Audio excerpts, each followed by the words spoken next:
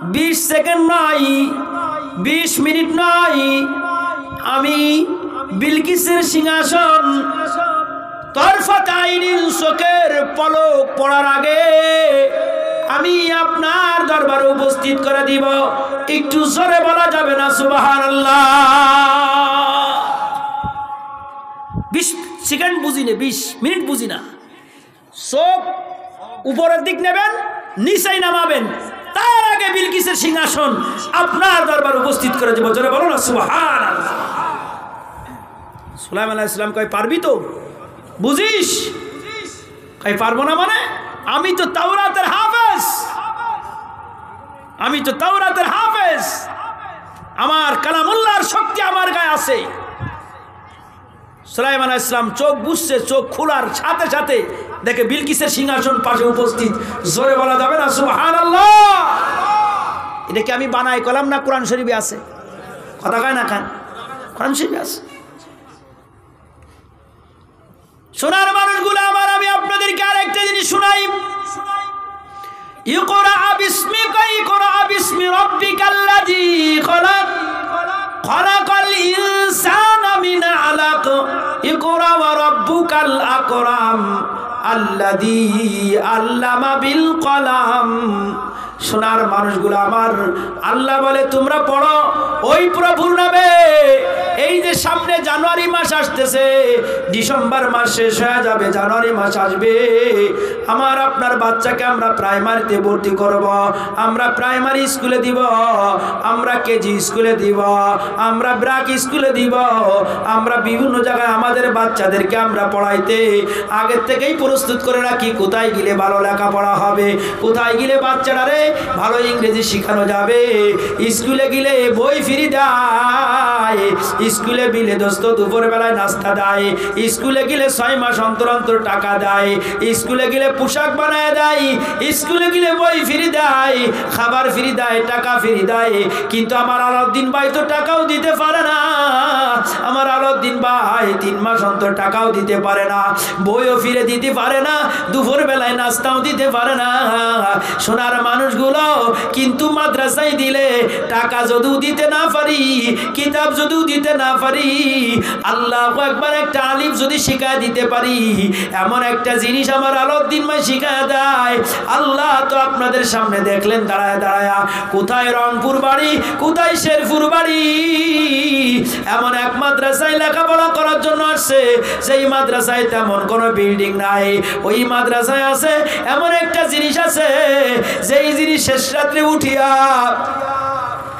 আল্লাহর বান্দারা যদি তেলাওয়াত করে, শেষ রাত্রে উঠে আল্লাহর বান্দারা ওই কিতাব যখন তেলাওয়াত শুরু করে দেয়, আল্লাহ ফেরেশতাদের ডাক দিয়ে বলে খবরদার খবরদার, এই বেতা গ্রামে যেন কোনো বালা মুসিবত না হয়, এই বেতা গ্রামে যত মানুষ মারা গেছে সবাইরে তোমরা এই কোরআনের বদলতে জান্নাত দেয়া দাও। ও আমার পর্দার মাগো, আমার ও আমার পর্দার মাগো, আমি মহিবুল্লাহ তোমাদের জানায় যেতে চাই মা, সামনে জানুয়ারি মাস আসে, নিজের বাচ্চাটারে নুরানি মাদ্রাসায় দিতে হবে, নিজের বাচ্চাকে হেফজখানায় দিতে হবে, নিজের বাচ্চাকে জামাতখানায় দিতে হবে, নিজের বাচ্চাকে হাফেজ বানাইতে হবে, নিজের বাচ্চাকে আলেম বানাইতে হবে, নিজের বাচ্চাকে দিনদার বানাইতে হবে।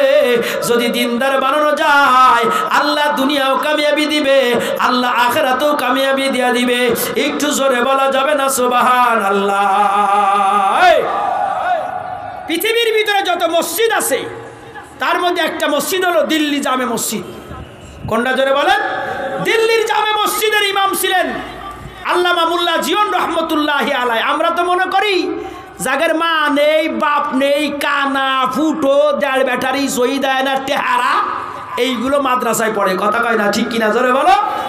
আমরা এটা মনে করি, কিন্তু না, এখন বুঝা গেছে যে দেড় ব্যাটারি আর কানা কুনোগুলো মাদ্রাসায় পড়ে না।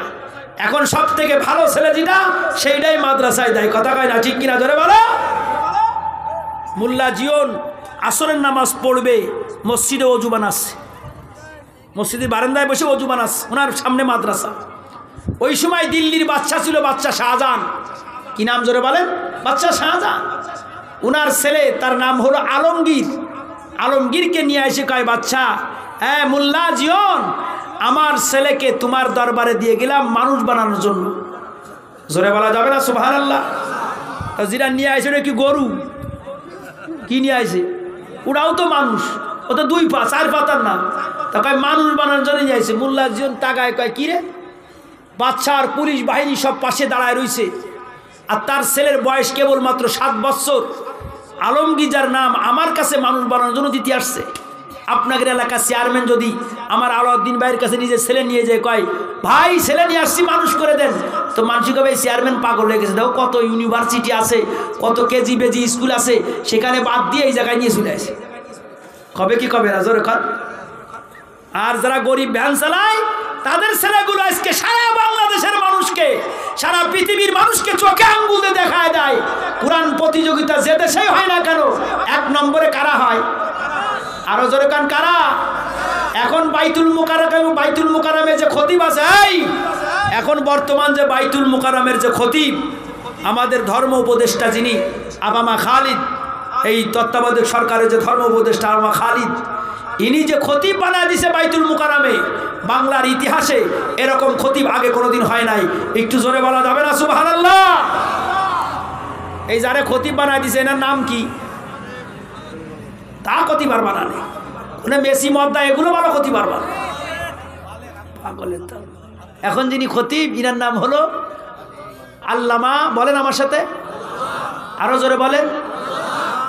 আবার আল্লামা কলি আবার অনেক হিন্দু মানুষ খেপে যাবে না, কবে আল্লাহর আবার মা আলো কবে? আল্লামা মানে হলো যে সব থেকে বেশি জানে তারা কি কয় বলেন? আল্লামা। আব্দুল মালিক এখন যিনি খতিব, ইনি চামড়া জুতো ফায়দে না। কি ফায়দে না জোরে কান? এরা তেমন কোনো গড়ি নেই, কি নেই? গড়ি নেই। একটা টুপি মাথায় আছে, একটা পাঞ্জাবি গাইতে আছে, কিন্তু বাংলাদেশের মানুষ চিনতে পারে নাই সারা বিশ্বের ভিতরে 1 নম্বর আলেম যদি হয় আব্দুল মালিক সাহেব আছে। জোরে বলো না সুবহানাল্লাহ? এটা আমাদের বাংলাদেশের রত্ন। কটুক মানুষ, মেলা লম্বা, কটুক একটু স্কুন একটা মানুষ, কিন্তু সারা পৃথিবীর ভিতরে 1 নম্বর আলেম, মুহাদ্দিস, শাইখুল হাদিস, যত সার্টিফিকেট লাগান না কেন আব্দুল মালিক সাহেবের ভিতরে তাই আছে। দোয়া করেন আল্লাহর কাছে যেন হযরতের হায়াতকে আল্লাহ বাড়ায় দেয়। আরো জোরে বলে। সারা পৃথিবীর ভিতরে যেখানেই কোরআনের প্রতিযোগিতা হয় বাংলাদেশ 1 নম্বরে যায়। এটা আমাদের সরকার বাহিনীদের চোখে পড়ে না। ওরে সেমনিরা ফার্স্ট হয়ে আইছে, তাই নিয়ে চলে গেছে গাড়ি নিয়ে আগে আনতে। কথা কয় না, ঠিক কিনা? ধরে